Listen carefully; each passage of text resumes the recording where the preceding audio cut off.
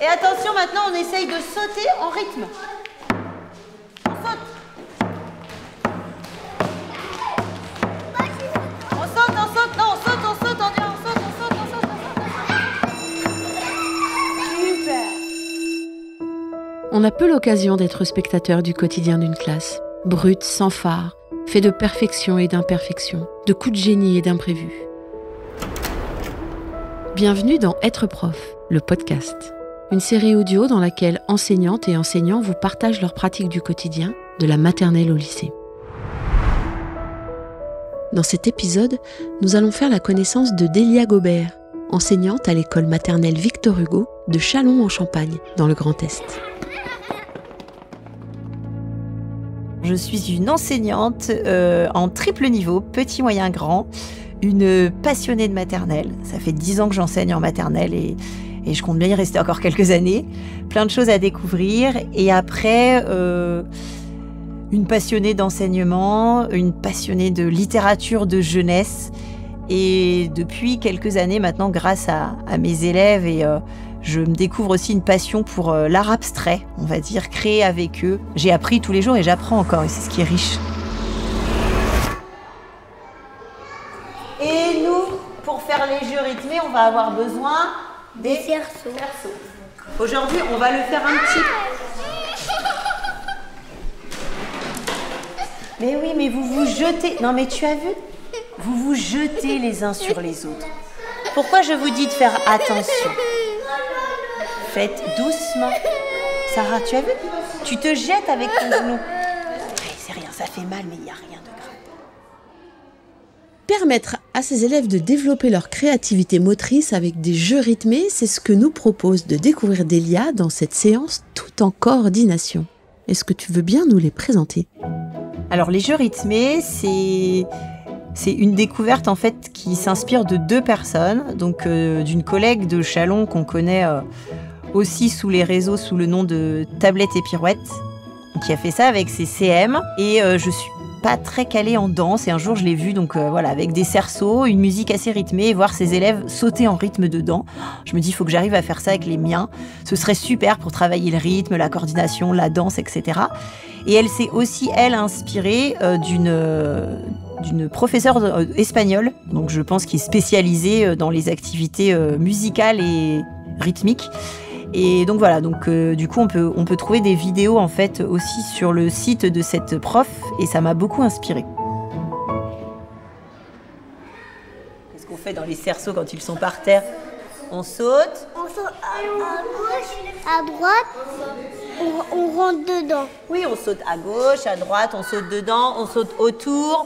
Alors, avant de vous mettre par groupe, on va le refaire tous ensemble pour revoir un peu les gestes, ok ?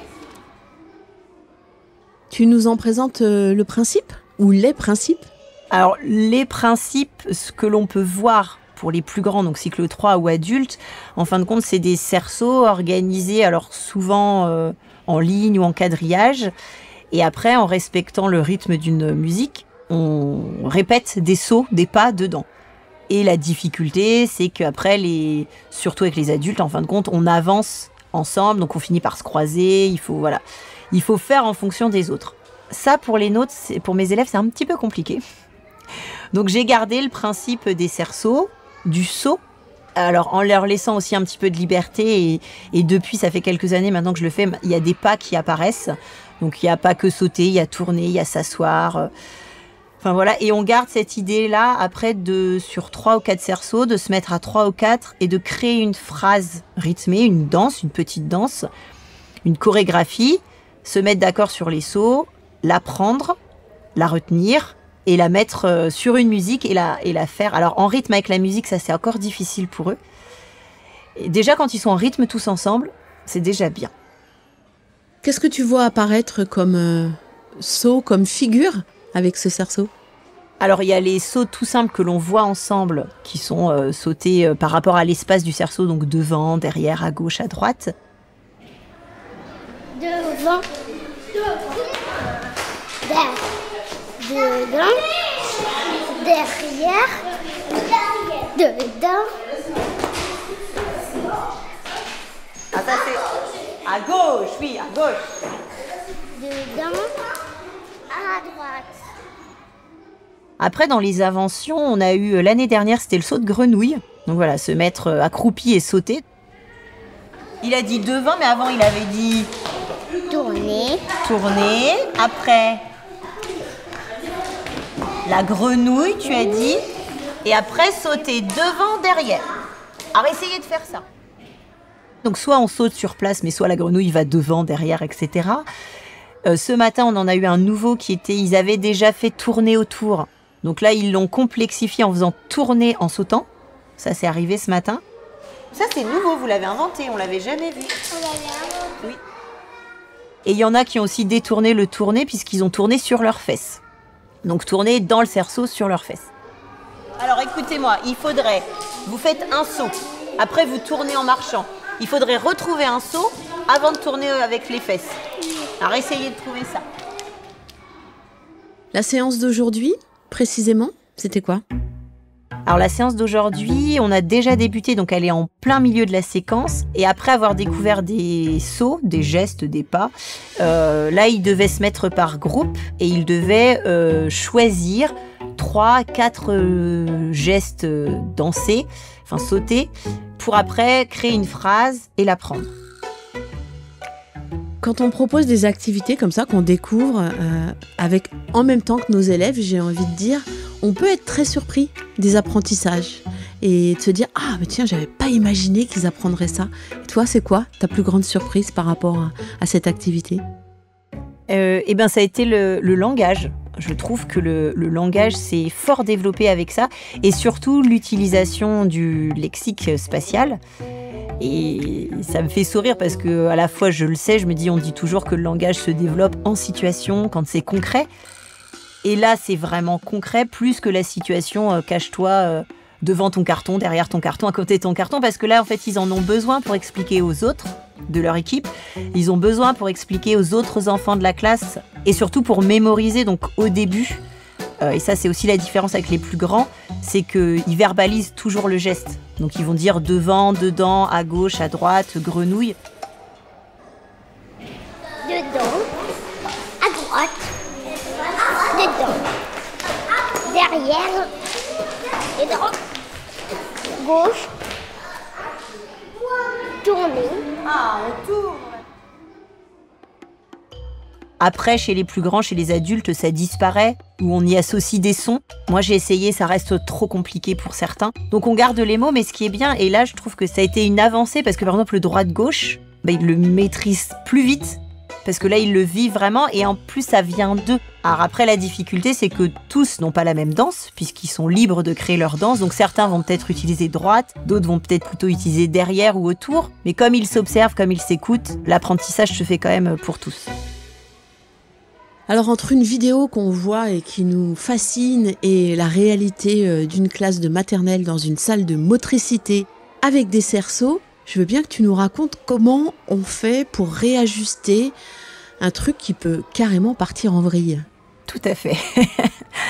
Déjà au début on guide quand même. Donc c'est-à-dire que les premières séances, tout le monde a un cerceau et on est plutôt sur un jeu style Jacadie. Et voilà, et on fait comme moi. Alors on est tous dedans. Allez, tous dedans. Laurence, debout s'il te plaît. Dépêche-toi. Attention, tous dedans. Après on va... Ninon, t'es pas dans le bon sens. On regarde tous par là. Hein. Après on saute derrière. On saute... Derrière. Mets-toi derrière. On saute tous dedans, on saute devant. C'est assez guidé. Après, ça reste aussi des enfants de maternelle, donc ils ont aussi besoin de découvrir ce qu'ils peuvent faire avec leur cerceau. Donc je laisse à un moment qui là peut être très fouillis et qui est assez bruyant parce qu'ils vont sauter. Alors un peu comme ils veulent. Donc des fois il y en a même qui oublient le cerceau. On les retrouve à sauter à 10 mètres de leur cerceau parce qu'ils sont partis en sautant. C'est tout, c'est le jeu. Et après on cadre et comme l'idée aussi c'est de faire un spectacle, on garde aussi ce côté je suis danseur à sauter dans mon cerceau, mais à un moment je suis spectateur et je regarde. Donc on va tous s'asseoir, il y en a un par un, ils vont montrer des enchaînements ou un seul saut.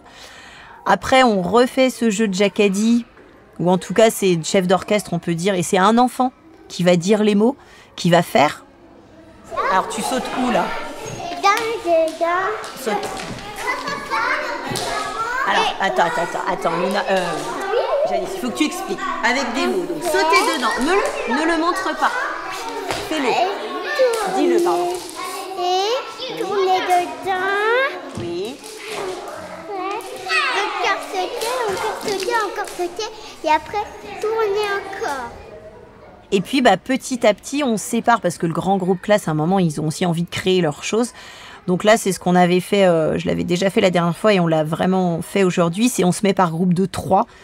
Moi, je trouve que 3, c'est un bon groupe parce que ils peuvent réfléchir tous ensemble. 4, ça commence, il y en a toujours un qui est laissé de côté. Et 2, quand on fait la présentation du spectacle, ça fait pas beaucoup sur scène.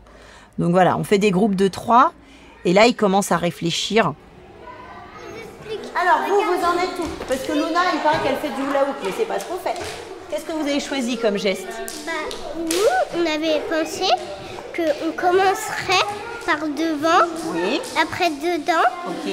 derrière, Ok. après à côté, de l'autre côté, Ok.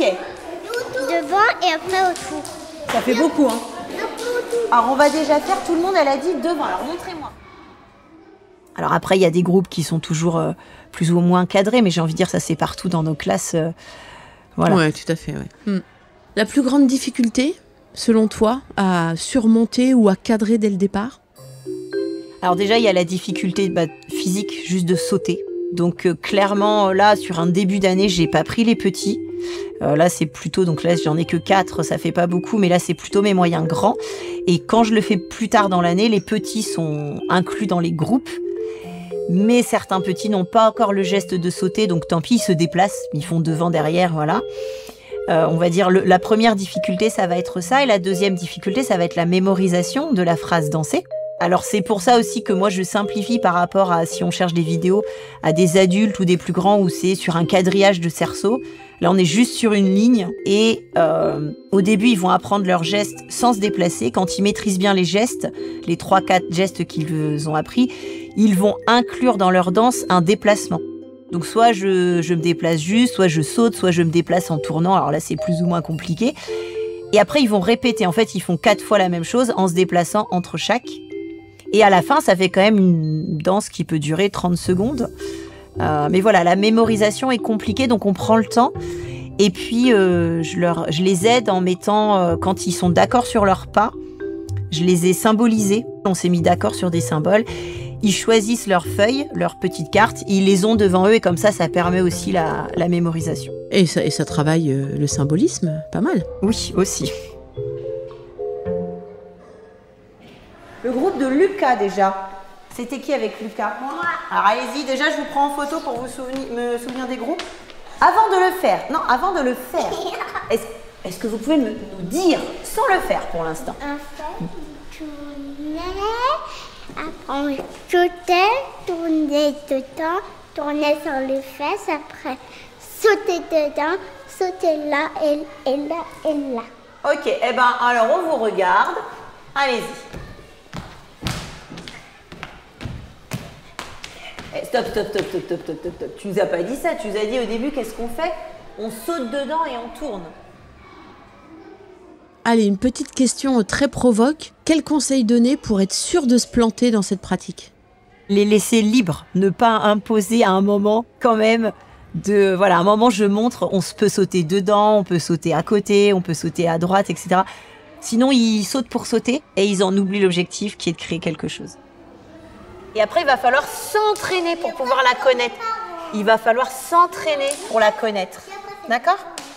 Vous allez ranger vos cerceaux. On va retourner en classe. Il y a des chaussons qui traînent. C'est l'heure des parents? Non. On travaille une fois après. Allez, une dernière question. Quand tes élèves sont dans la classe, ils voient quoi par la fenêtre? La cour de l'école avec des arbres, de l'herbe. Et cette année, une nouvelle cour à moitié rénovée, puisqu'on est en pleine rénovation de cours, avec un parcours sensoriel, un talus, un petit tunnel. Donc voilà, donc on a des enfants, on a la chance d'avoir une belle vue sur une cour herbacée, on va dire. Vous avez enlevé le béton? Une grande partie du béton, il a été remplacé cette année par la ville par un sol qui est perméable. Donc du coup, le sol n'est plus trempé. Et ça, c'est très bien. Merci beaucoup. Merci.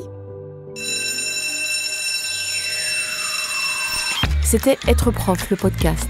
Une série audio animée par Nathalie Dreyfus, enregistrée par Yanis Dokuto, Théo Cancelli et Laurine Bonnefoy, montée par Jeanne-Marie Desnos, réalisée et mixée par Benjamin Masset et Yann Thierry, et produite par l'Acme Productions. Si vous avez envie d'approfondir le sujet, retrouvez plus de ressources sur êtreprof.fr.